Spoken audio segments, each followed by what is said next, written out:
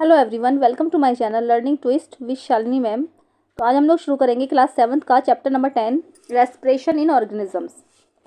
ठीक है, तो रेस्पिरेशन क्या होता है इसके बारे में बात करेंगे। रेस्पिरेशन हम बोलते हैं सांस लेने के लिए, जो ब्रीथ आउट और ब्रीथ इन होती है उसके लिए रेस्पिरेशन होता है।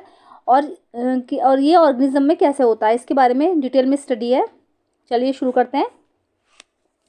One day Boojho was eagerly waiting to meet his grandparents who were coming to the town after a year।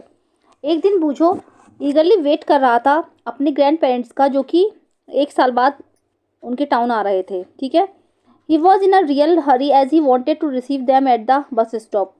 वो जल्दी से बस स्टॉप पर उनको रिसीव करने के लिए पहुंचा। He ran fast and reach the bus stop in a few minutes. वो बहुत तेज़ी से दौड़ा और कुछ ही मिनट में बस स्टॉप पर पहुंच गया। He was breathing rapidly. ठीक है, वो बहुत ज़्यादा सांस ले रहा था। His grand mother asked him why he was breathing so fast.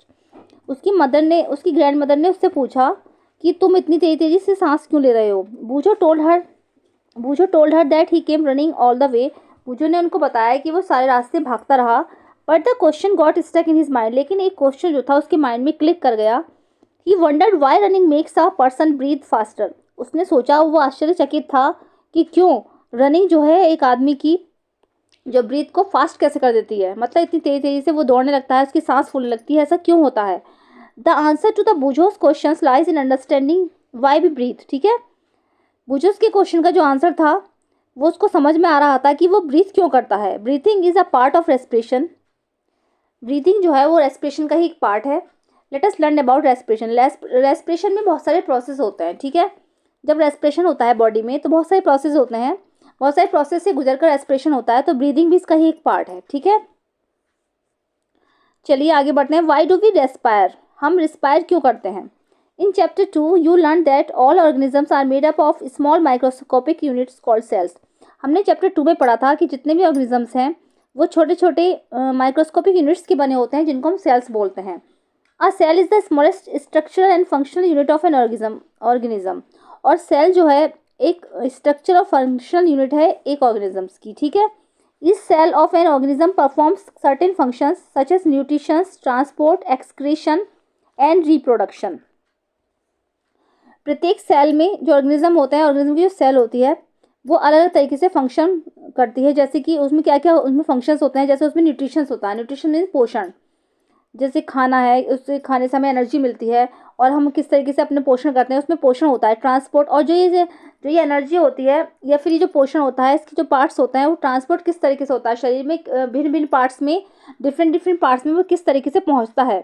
फिर होता है एक्सक्रेशन, जो शरीर में हमारे वेस्ट प्रोडक्ट होते हैं वो कैसे हमारे शरीर से एक्सक्रेट होते हैं, कैसे हमारे शरीर से बाहर निकलते हैं। एंड रिप्रोडक्शन, और दोबारा से जो न्यू बेबी को जन्म देते हैं, ठीक है, तो वो कैसे होता है, रिप्रोडक्शन कैसे होता है। ये सब सारे फंक्शंस हैं एक सेल के।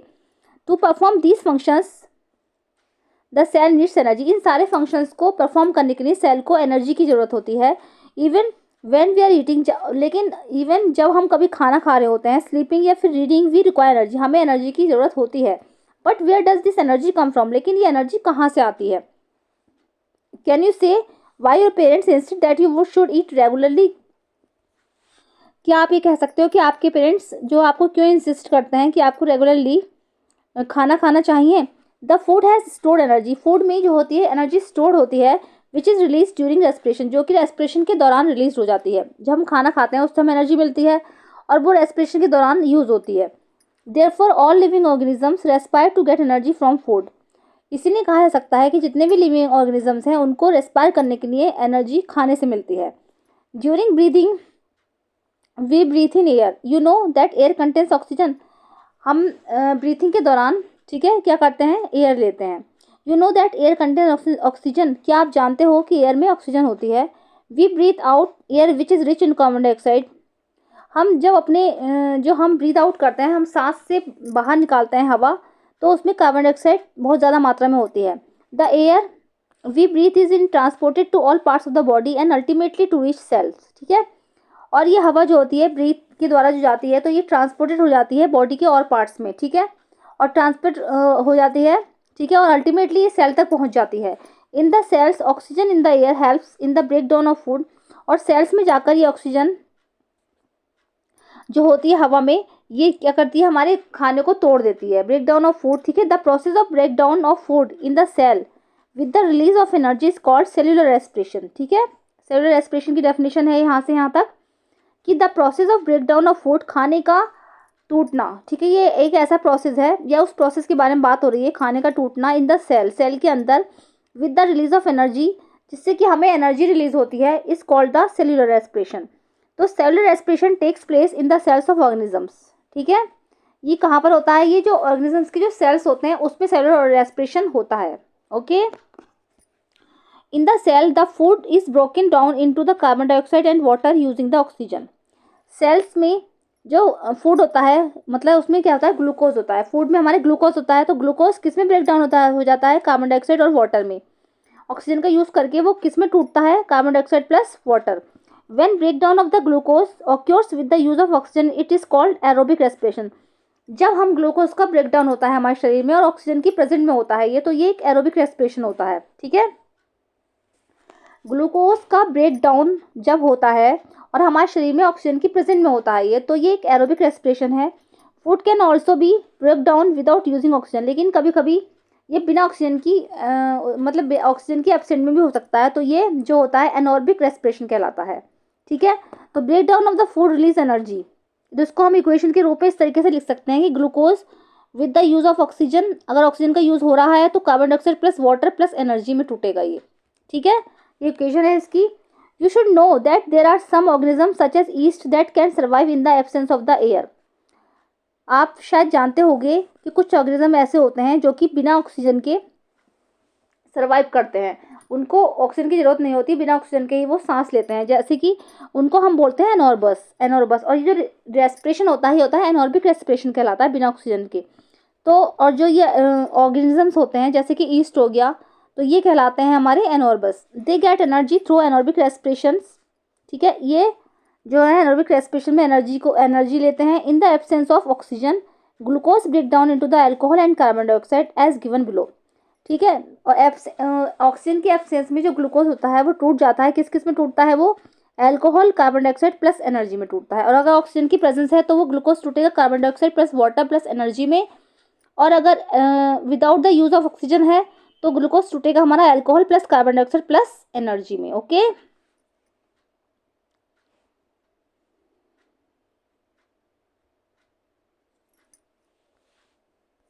चलिए आगे बढ़ते हैं। Yeast are single celled organisms, they respire anaerobically and during this process yield alcohol, ठीक है। Yeast are single celled organism जो है हमारा yeast है, और जो ये कैसे रेस्पिरेशन करता है, ये बिना ऑक्सीजन के रेस्पिरेशन करता है। दे रेस्पायर एनॉर्बिकली, इसको हम एनॉर्बिकली बोलेंगे। And during this process yield alcohol, इसके परिणाम स्वरूप क्या बनता है, यील्ड अल्कोहल बनता है। They are therefore used to make wine and beer, जिससे क्या होता है, जो वाइन और बियर बनती है उसके बनाने के में काम में आता है, ठीक है। ईस्ट से वाइन और बियर बनाई जाती है जो बिना ऑक्सीजन के टूटता है अल्कोहल में, ठीक है। तो वो किस काम आता है, वाइन और बियर बनाने के काम में आता है। Our muscle cells can also respire anaerobically but only for a short time, हमारी जो मसल्स होती हैं वो भी एनॉर्बिकली रेस्पायर करती है लेकिन कुछ ही समय के लिए। When there is a temporary deficiency of oxygen, जब हमें, और वो जब कब करती है, जब हमें टेम्पररी ऑक्सीजन की बहुत कम ज़रूरत होती है, तब ये हमारी मसल्स जो होती हैं एनॉर्बिकली रेस्पायर करती हैं। During heavy exercise, fast running, cycling, walking for many hours और हैवी वेट लिफ्टिंग, ठीक है। कब कब होता है ऐसा, अगर हम हैवी एक्सरसाइज कर रहे हों या फास्ट रनिंग, साइकिलिंग, वॉकिंग या फिर मैनी आवर्स और हैवी वेट लिफ्टिंग के टाइम पर ऐसा होता है। The demand for energy is high, इसमें क्या होता है, एनर्जी की डिमांड हाई होती है ना। But the supply of oxygen to produce the energy is limited, लेकिन जो ऑक्सीजन की सप्लाई होती है वो लिमिटेड होती है। Then anaerobic respiration takes place in the muscle cells to fulfil the demand of energy, इसीलिए मसल्स में हमारे एनॉर्बिक रेस्पिरेशन होता है जो कि हमारी एनर्जी के डिमांड का फुलफिल करता है, ठीक है। मसल्स में जो होता है एनॉर्बिकली रेस्पिरेशन होता है जो कि शॉर्ट टाइम के लिए होता है, और ये कब कब होता है तो मैंने आपको बता दिया है, ठीक है। इससे क्या होता है, हमारे मसल्स में जो एनॉर्बिक रेस्पिरेशन होता है उसमें एनर्जी की जो डिमांड होती है उसको फुलफिल करता है वो, ओके। तो इसको हम इक्वेशन के रूप में ऐसे लिख सकते हैं, ग्लूकोज होता है मसल्स में, तो इन द एब्सेंस ऑफ ऑक्सीजन में ये टूटता है किसमें, लैक्टिक एसिड और एनर्जी में टूटता है, ठीक है। तो कभी कभी क्या होता है, लैक्टिक एसिड की वजह से ही हमारे शरीर में ये सब काम करते हुए दर्द महसूस होता है, हमें क्रैम्प हो जाते हैं, हमें दर्द महसूस होता है, तो ये सब लैक्टिक एसिड की वजह से ही होता है, ठीक है। Have you ever wondered why you get muscles cramps after heavy exercise? क्या आपको ये सोचकर आश्चर्य होता है कि कभी कभी आपको हैवी एक्सरसाइज करने पर क्यों मसल्स क्रैम्प होते हैं? The cramps occur when muscle cells respire anaerobically. वो इसलिए होते हैं कि जब मसल सेल्स एनॉर्बिकली रेस्पायर करते हैं। The partial break down of glucose produce lactic acid, ठीक है। उसमें क्या होता है, जब ग्लूकोज ब्रेक डाउन होता है, ग्लूकोज का टूटता है, तो वो लैक्टिक एसिड में टूटता है। The accumulation of lactic acid causes muscles cramps. Lactic acid की वजह से ही मसल्स क्रैम्प होते हैं। We get relief from cramps after a hot water bath for a massage, ठीक है। हम इन क्रैम्प से कैसे रिलीफ पा सकते हैं कि हमें इसके लिए हॉट वाटर बाथ लेना चाहिए, फिर मसाज करनी चाहिए। Can you guess why it is so? क्या आप गेस कर सकते हो कि ऐसा क्यों होता है? हॉट वाटर बाथ और massage improve circulation of the blood. Hot water bath से क्या होता है, हमारे जो मसल्स में ब्लड का सर्कुलेशन होता है वो इंप्रूव हो जाता है, जिसकी वजह से हमें क्रैम्प जो होते हैं वो हमारे कम हो जाते हैं। As a result the supply of oxygen to the muscle cells increase, ठीक है। मसल्स में जो ऑक्सीजन की सप्लाई होती है वो बढ़ जाती है, और the increase in the supply of oxygen results in the complete break down of lactic acid into the carbon dioxide in water. और जब ऑक्सीजन की सप्लाई बढ़ने लगेगी तो क्या होगा, जो लैक्टिक एसिड हमारी बॉडी में बन रहा था मसल्स की एनॉर्बिकल रेस्पिरेशन में, तो लैक्टिक एसिड टूट जाता है कार्बन डाइऑक्साइड और वाटर में, ठीक है, जिसकी वजह से हमें रिलीफ मिल जाता है। ओके, तो आपको यहाँ तक समझ में आ ही गया होगा। चलिए अब हम आगे बढ़ते हैं। 10.2 ब्रीदिंग। ब्रीदिंग क्या है, ठीक है, इसके बारे में बात कर लेते हैं। एक्टिविटी 10.1 है, क्वेश्चन देख लेंगे इसमें। Do this activity under the supervision of your teacher. हमें ये एक्टिविटी जो है अपने टीचर के सुपरविजन में करनी चाहिए, ठीक है। तो close your nostrils and mouth tightly and look at a watch. हमें अपने नोस्ट्रिल्स जो है नाक के छेद हैं और अपने मुंह को टाइटली बंद कर लेना है, और हमें वॉच को देखते रहना है। What did you feel after some time? कुछ देर बाद आप क्या फील करते हो? How long were you able to keep both of them closed? क्या आप लंबे समय तक इन दोनों को बंद कर सकते हो? Note down the time for which you could hold your breathe. आप एक ऐसा टाइम नोट कीजिए जब तक आप अपनी सांस रोक सकते हो।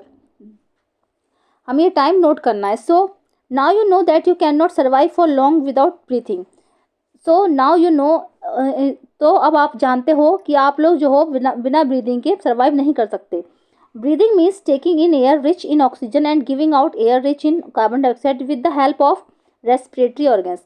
ब्रीदिंग का मतलब है, ठीक है, जब हम सांस को अपने अंदर लेते हैं तो हम ऐसी हवा को अपने अंदर लेते हैं जिसमें ऑक्सीजन की मात्रा ज़्यादा होती है, और जब गिविंग आउट, और जब हम अपनी हवा को बाहर निकालते हैं सांस को, तो उसमें कार्बन डाइऑक्साइड की मात्रा ज़्यादा होती है। तो इसको अंदर और बाहर लेना ही रेस्पिरेटरी ऑर्गन्स की मदद से ब्रीदिंग कहलाता है, ठीक है। The taking in of air rich in oxygen into the body is called inhalation, ठीक है। बॉडी में क्या होता है, हवा को बाहर अंदर लेना जिसमें ऑक्सीजन की मात्रा ज़्यादा होती है, तो क्या कहलाता है, वो इनहेलेशन कहलाता है। और हवा को बाहर छोड़ना जिसमें कार्बन डाइऑक्साइड की मात्रा ज़्यादा होती है, वो हमें इनहेलेशन कहलाता है, ठीक है। एक ऐसी हवा को अपने अंदर, शरीर के अंदर लेना जिसमें ऑक्सीजन की मात्रा ज़्यादा होती है, उसको तो हम इनहेलेशन बोलते हैं। और हवा को अपने शरीर से बाहर निकालना जिसमें कार्बन डाइऑक्साइड की मात्रा ज़्यादा होती है, उसको एक्सहेलेशन बोलते हैं। तो इनहेलेशन और एक्सहेलेशन का प्रोसेस आपको समझ में आ ही गया होगा। Okay, it is a continuous process which goes on all the time and through out of the life of an organism. ये एक ऐसा कंटिन्यूस प्रोसेस है जो कि एक लिविंग ऑर्गेनिज्म में पूरी लाइफ होता रहता है, ठीक है, और कंटिन्यूसली चलता रहता है। ब्रीथ इन करना और ब्रीथ आउट करना ये हमेशा होता रहता है, ठीक है। The number of times a person breathes in a minute is termed as the breathing rate, ठीक है। एक मिनट में एक व्यक्ति कितनी बार ब्रीथ कर रहा है, ठीक है, उसका निकालने के लिए हम उसको ब्रीथिंग रेट बोलते हैं, ठीक है। एक मिनट में एक व्यक्ति कितनी बार ब्रीथ कर रहा है उसको हम ब्रीदिंग रेट बोलते हैं। During breathing inhalation and exhalation take place alternately. Breathing के दौरान इनहेलेशन और एक्सहेलेशन जो होता है वो लगातार होता रहता है, यानी कि ब्रीथ इन करना और ब्रीथ आउट करना, सांस अंदर लेना और सांस बाहर कर लेना, ये एक बार होगा। ये प्रोसेस दो बार नहीं माना जाएगा कि सांस हमने अंदर ली एक और सांस बाहर छोड़ी दो, नहीं, सांस अंदर ली फिर सांस को बाहर छोड़ा, तो ये एक बार माना जाएगा, ठीक है। अब breath means 1 inhalation plus 1 exhalation, ठीक है। ब्रीथ का मतलब है कि 1 inhalation plus 1 exhalation. Would you like to find out your breathing rate? क्या आप अपना ब्रीदिंग रेट जानना पसंद करोगे? Do you want to know whether it is constant और it changes according to the requirement of oxygen by the body? क्या आप ये जानते हो कि ये जो होता है कांस्टेंट होता है या फिर ये बॉडी के अकॉर्डिंग जो होता है आपकी चेंज होता रहता है, जिसमें कि हमें कितनी ऑक्सीजन की जरूरत है कितनी नहीं है उसके हिसाब से ये चेंज होता रहता है या फिर ये कांस्टेंट रहता है? Let us find out by the doing the following activity. आइए इसको हम फॉलोइंग एक्टिविटी करके देखते हैं। तो एक्टिविटी 10.2 करके देख लेंगे। Generally we are not aware that we are breathing. Generally क्या होता है कि हम लोग अवेयर नहीं होते जब हम ब्रीथिंग करते हैं। However if you try you can count your rate of breathing. लेकिन फिर भी अगर आप ट्राई करो तो आप अपनी ब्रीथिंग के रेट को काउंट कर सकते हो। Breathe in and out normally, ठीक है, ब्रीथ इन और आउट करना normally. Find out how many times you breathe in and breathe out in a minute. तो इसे फाइंड आउट करो कि एक मिनट में आप कितनी बार ब्रीथ इन कर रहे हो कितनी बार ब्रीथ आउट कर रहे हो। Did you inhale the same number of times as you exhale. क्या आप क्या आप इनहेलेशन और एक्सलेशन सेम टाइम पर कर रहे हो, सेम नंबर में कर रहे हो? Now count your breathing rate. और आप अपना ब्रीथिंग रेट काउंट करो। After brisk walk and after running, ठीक है, ब्रिस्क वॉक हमारा हो गया जैसे तेज तेज चलने को बोलते हैं, वॉक करने को बोलते हैं। एंड आफ्टर रनिंग, रनिंग के बाद या फिर टहलने के बाद record your breathing rate as soon as you finish and also after the complete rest. अपना ब्रीथिंग रेट जो है रिकॉर्ड करो कि कब हमने चलना शुरू किया और जब हम रनिंग कर रहे थे या फिर वॉकिंग कर रहे थे तो उसका ब्रीथिंग रेट कितना था, और फिर जब कम्प्लीटली रेस्ट पर हो तो आप ब्रीथिंग रेट कितना है। Tablet your findings and compare your breathing rates under different conditions with those of your classmates, ठीक है। अपनी जो एक कंपेरिजन है उसको टेबुलेट करो, उसको फाइंड करो, और जो अपना ब्रीथिंग रेट्स है ये अपने क्लासमेट्स के साथ डिस्कस करो कि अलग अलग कंडीशंस में ये डिफरेंट हुआ या नहीं हुआ। From the above activity, you must have realized that whenever a person needs extra energy, she breathes faster. इस एक्टिविटी से आपको रियलाइज़ होगा कि जब एक व्यक्ति, ठीक है, को एक्स्ट्रा एनर्जी की ज़रूरत होती है तो वो फास्टर ब्रीथ करता है, वो तेज़ी से सांस लेता है, ठीक है। As a result more oxygen is supplied to our cells. इसका रिजल्ट ये होता है कि ज़्यादा से ज़्यादा ऑक्सीजन जो होती है हमारी सेल्स में सप्लाइड होती है। It speeds up the breakdown of food and more energies release. इसकी वजह से, ठीक है, खाने का जो फूड का ब्रेकडाउन होता है और ज़्यादा से ज़्यादा एनर्जी रिलीज होती है। Does this explain why do we feel hungry after a physical activity. इसकी वजह से आपको ये भी समझ में आएगा कि आपको जब हम ज़्यादा से ज़्यादा फिजिकल एक्टिविटी करते हैं तो हमें एकदम से हंग्री फील क्यों होने लगता है, ठीक है, क्योंकि हमें ज़्यादा एनर्जी की ज़रूरत होगी, जितनी मेहनत हम करेंगे उतनी हमें एनर्जी की ज़रूरत होगी, और जब हमें ज़्यादा एनर्जी की ज़रूरत होगी तो उसकी वजह से हमें भूख लगती है। तो इससे आपको ये फील हो गया होगा कि ऐसा क्यों होता है। When you feel drowsy, does your breathing rate slow down? आपने कभी देखा होगा जब आप नींद में होते हो तो जो ब्रीदिंग रेट होता है आपका वो स्लो डाउन हो जाता है। Does your body receive sufficient oxygen. तब भी आपकी बॉडी सफिशिएंट ऑक्सीजन रिसीव करती है। अब ये ब्लू बॉक्स में लिखा है, इसको देख लेंगे। On an average an adult human being at rest breathe in and out 15 and 18 times in a minute, ठीक है। अगर एवरेज निकाला जाए तो एक एडल्ट ह्यूमन बीइंग का जो एट रेस्ट, अगर रेस्ट पर है तो ब्रीथ रेट जो होगा वो कितना होता है 15 और 18 टाइम्स इन एक मिनट में 15 से 18 बार होता है। During heavy exercise the breathing rate can increase up to 25 times per minute. और अगर वो हैवी एक्सरसाइज कर रहा है तो ब्रीथिंग रेट जो होता है 25 बार जो है एक मिनट में बढ़ जाता है। While we exercise not only do we breathe fast, we also take deep breath and thus inhale more oxygen, ठीक है। वाइल वी एक्सरसाइज, जब हम एक्सरसाइज कर रहे होते हैं तो not only do we breathe fast, या फिर ऐसा नहीं होता कि हम तेज़ी से उस टाइम ब्रीथ कर रहे हो। We also take deep breath, अगर हम गहरी सांस भी ले रहे हैं तो भी हमें ज़्यादा से ज़्यादा ऑक्सीजन की ज़रूरत होती है, ठीक है। चलिए अब एक्टिविटी 10.3 देख लेंगे। Figure 10.3 shows the various activities carried out by a person during a normal day, ठीक है। Can you say in which activity the rate of breathing will be the slowest and in which it will be the fastest, ठीक है। ये जो picture दिखाई गई है इसमें सब अपनी अपनी एक्टिविटी कर रहे हैं इसमें, तो आपको ये देख कर बताना है कि कौन सी एक्टिविटी में ब्रीदिंग रेट फास्ट होगा और कौन सी एक्टिविटी में जो ब्रीदिंग रेट है वो लोएस्ट होगा। तो assign number of the pictures in the order of increasing rate of the breathing according to your experience. अपने एक्सपीरियंस के हिसाब से आपको ब्रीदिंग रेट के हिसाब से इसको इंक्रीजिंग ऑर्डर में लगाना है, ठीक है। तो सबसे ज़्यादा ब्रीदिंग रेट किस में होगा, जो ये दौड़ रही है इसके साथ होगा ब्रीदिंग रेट, ठीक है, और जो सो रहा है सबसे कम इसमें होगा, ठीक है। तो आप इंक्रीजिंग ऑर्डर में अगर हम लगाएंगे यानी कि बढ़ते हुए क्रम में लगाना है, तो सबसे पहले 1 नंबर पर ये आ जाएगा, ब्रीथिंग रेट जो होगा सबसे कम होगा इसमें। फिर सेकंड पर ये जो पढ़ाई कर रहा है होगा। थर्ड में ये हो जाएगा जो ये बर्तन धो रही हैं, थर्ड पे, ठीक है।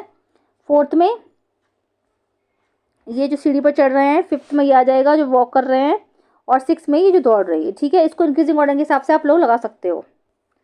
अब आता है 10.3 पर आता है हाउ डू वी ब्रीथ, हम ब्रीथ कैसे करते हैं, ठीक है। Let us now learn about the mechanism of breathing. आइए हम ब्रीथिंग के मैकेनिज्म के बारे में बात कर लेते हैं। Normally we take in air through our nostrils. Normally क्या होता है, जो हम सांस लेते हैं वो अपने नॉस्ट्रिल्स के द्वारा लेते हैं। When we inhale air it passes through out nostrils into the nasal cavity. जब हम सांस लेते हैं तो हवा जो होती है हमारे नॉस्ट्रिल के द्वारा होते ही नेजल कैविटी में जाती है। From the nasal cavity the air reach the lungs through the wind pipe. और नेजल कैविटी से होते ही हवा जो होती है वो लंग्स में पहुंचती है हमारी, और वहाँ से ये विंड पाइप से के द्वारा जाती है। Lungs are present in the chest cavity. और लंग्स जो होते हैं वो हमारे चेस्ट कैविटी में प्रेजेंट होते हैं। This cavity is surrounded by the ribs on the sides. और ये कैविटी जो होती है रिब्स से साइड में चारों तरफ से घिरी रहती है। A large muscular sheet called diaphragm forms the floor of the chest cavity. और चेस्ट कैविटी के फ्लोर में एक लार्ज से मस्कुलर शीट जुड़ी रहती है जिसको हम डायफ्राम बोलते हैं। 10.4 फिगर देख लेंगे आप पूरी तरीके से, मैं उसके हिसाब से समझा दूंगी आपको।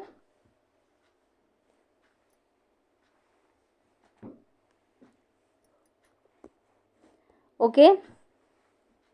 Breathing involves the movement of the diaphragm and the rib cage. और ब्रीथिंग में क्या होता है, डायफ्राम और रिब केज का मूवमेंट होता है, ठीक है। वो मैं भी आपको समझाऊंगी। During inhalation ribs move up and outwards and diaphragm moves down. Inhalation के दौरान क्या होता है, जो रिब्स होती हैं वो हमारी वो फैल जाती हैं, ठीक है, वो फैल जाती हैं, और जो डायफ्राम होता है वो नीचे की साइड को सिकुड़ जाता है। तो जब वो रिब्स फैल गई और डायफ्राम नीचे को सिकुड़ गया तो उसमें बीच में एक स्पेस बन जाता है। तो जब हम सांस को अंदर लेते हैं तो वो हवा जो होती है सारी हमारी उसकी उस खाली जगह में भर जाती है, ठीक है, जिसकी वजह से हम सांस ले सकते हैं। और जब हम सांस बाहर निकालते हैं तो जो रिब्स केज में जो होता है, रिब्स केज सिकुड़ता है और डायफ्राम हमारा उसी स्थिति में आ जाता है जहाँ पर था, ठीक है। तो वो हवा को बाहर की साइड धकेलते हैं जिससे कि हमारी सांस बाहर की साइड आती है, यानी कि ब्रीथ इन और ब्रीथ आउट, ये इसी प्रोसेस से चलता रहता है। तो इसमें दो चीज़ों का मूवमेंट होता है, रिब केज और डायफ्राम का, ठीक है। इसकी वजह से हमारा जो ब्रीथिंग प्रोसेस चलता रहता है। This movement increase space in are chest cavity and air rashes into the lungs. वही है जो मैंने बताया है कि उसमें हवा भर जाती है। The lungs get filled with the air during exhalation. Ribs move down and inwards while diaphragm moves up the its former position. फिर वो दोबारा उस पोजिशन में आ जाता है। This reduce the size of the chest cavity and air is pushed out of the lungs, ठीक है। इसकी वजह से हवा लंग्स जो है हवा को धकेलते हैं। These movements in our body can be felt easily, ठीक है। तो take a deep breath, keep your palm on the abdomen. अब क्या करेंगे, हम गहरी सांस लेंगे और एक हथेली को अपने पेट पर रखकर देखेंगे। एब्डोमेन मीन्स पेट होता है। Feel the movement of the abdomen. अब हमें एब्डोमेन के मूवमेंट को फील करना है। व्हाट डू यू फाइंड, आपको क्या महसूस होता है, ठीक है। पहले मैं आपको दिखा देती हूँ, जैसे कि नेजल पासेज होता है, ये हो गया है, ठीक है। यहाँ से ओरल कैविटी है ये, और ये जो है ये हमारे जो लंग्स हो गए दोनों, ये लंग्स हैं। और ये जो साइड में ये राउंड राउंड से जो बना हुआ है रिब्स हैं, तो ये रिब्स केज है। और ये फ्लोर से जो शीट पर जो बना हुआ बड़ा सा डायफ्राम है। तो क्या होता है, जैसे जब हम सांस अंदर की साइड लेते हैं तो जो हमारी रिब केज है ये फैल जाती है, इसका जो साइड है ना ये बढ़ जाता है, इसका जो साइड है ये बढ़ गया, और डायफ्राम जो है हमारा नीचे की साइड आने लगता है ऐसे करके। तो इसमें हवा भर गई, जब हवा स्पेस ज़्यादा होगा तो इसमें हवा भर गई, तो इसलिए हमने सांस यानी कि अंदर ले ली। और जब हम सांस बाहर की साइड निकालते हैं तो रिब केज जो होता है, हमारे रिब्स जो हैं ये हमारी ये सिकुड़ती हैं, और जो डायफ्राम नीचे की साइड आया था ये ऊपर की साइड जाने लगता है। तो इसके वजह से जो होती है हवा को पुश करके बाहर की साइड निकालते हैं, तो इससे हम सांस बाहर लेते हैं। तो ये ह्यूमन रेस्पिरेटरी सिस्टम है, इस तरीके से ये चलता रहता है। After having learn that during breathing there are changes in the size of the chest cavity. ये लर्न करने के बाद ब्रीदिंग के दौरान हमें ये समझ में आया कि जो चेस्ट कैविटी का जो साइज होता है वो लगातार चेंज होता रहता है। Children got involve in the chest expansion competition. तो बच्चों ने क्या करा, एक चेस्ट एक्सपेंशन कॉम्पिटिशन रखा। उन्होंने सोचा कि देखते हैं कि अपनी छाती को उन्होंने फुला फुला कर देखा कि कौन ज़्यादा से सांस ले पा रहा है, ठीक है। Everyone was boasting that he could expand it is maximum. हर बच्चा यही सोच रहा था, चाहे वो बॉय हो या गर्ल, कि कौन अपनी इसको ज़्यादा से ज़्यादा एक्सपेंड कर सकता है। How about doing this activity in the class with your classmates, ठीक है। जब हमने ये एक्टिविटी क्लासमेट्स के साथ अपने करी तो क्लास में ऐसा क्या हुआ, ठीक है। अब ब्लू बॉक्स में देख लेंगे, स्मोकिंग डैमेज लंग्स, स्मोकिंग से लंग्स डैमेज होते हैं। Smoking is also link to cancer, smoking cancer का भी कारण बन जाती है। इट मस्ट बी अवॉइडेड, इसको हमेशा अवॉइड करना चाहिए। Okay,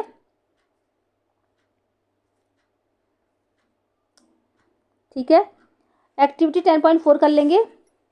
take a deep breathe, हमें एक गहरी सांस लेनी है। Measure the size of the chest with the measuring tape, अब हमें अपनी चेस्ट की जो साइज़ है उसको मीजरिंग टेप की सहायता से नाप लेना है। And record your observation in table 10.2, और हमें अपनी ऑब्जर्वेशन को 10.2 में रिकॉर्ड करना है। Measure the size of the chest again when expanded and indicate which classmate shows the maximum expansion of the chest. अब हमें जब कोई क्लासमेट हमारा इस तरीके से करके दिख रहा है तो हमें उसका साइज़ नोट करना है कि कौन सबसे ज़्यादा इसको एक्सपेंड कर पा रहा है, तो उसके साइज़ को हमें नोट करके देखना है। We can understand the mechanism of breathing by a simple model, हम एक सिंपल मॉडल के द्वारा भी इस ब्रीथिंग के एक मैकेनिज्म को समझ सकते हैं। तो जैसे इसमें दे रखा एयर, जैसे इसमें एयर हवा गई इसके अंदर, तो जो ये रिफ केस थी तो ये फैल गई, इसका जो साइज़ था वो बाहर की साइड को निकल गया और जो डायफ्राम नीचे की साइड आ गया इसमें। तो जो इसमें जगह खाली जगह है इसमें हमारी हवा भर गई तो हमने सांस अंदर की साइड ली। ऐसे इस वाले में जो रिफ केस थी वो हमारी सिकुड़ गई और जो डायफ्राम नीचे की साइड आया था वो अभी ऊपर की साइड हो गया। तो ये जो जगह जो खाली हुई इसमें जो हवा थी हमारी, उसने धक्का दिया, हवा को पुश करा और बाहर की साइड निकाल दिया, तो इसने हवा बाहर की साइड ली, ठीक है। तो ये इनहेलेशन प्रोसेस है हमारा और ये एक्सहेलेशन है। इसके बारे में डायग्राम आ सकते हैं तो आप लोग देख लेना किस तरीके से आपको ये बनाना है, ये इंपॉर्टेंट है। तो डायग्राम आप बनाना सीख लेना, और एक ह्यूमन रेस्पिरेटरी सिस्टम जो था उसका डायग्राम भी आपको इंपॉर्टेंट है, ठीक है। तो चलिए 10.4 एक्टिविटी मैंने आपको करा दी है, ठीक है। अब जो 10.5 एक्टिविटी है ये हम नेक्स्ट वीडियो में कवर करेंगे, ठीक है। तो हम इसको 2 पार्ट में कवर करेंगे इस लेसन को। चलिए, तो कैसी लगी मेरी वीडियो जरूर बताइएगा। अगर आप मेरे चैनल में फर्स्ट टाइम विजिट करें तो प्लीज़ उसको सब्सक्राइब कीजिएगा। मिलते हैं नेक्स्ट वीडियो में। Thank you so much.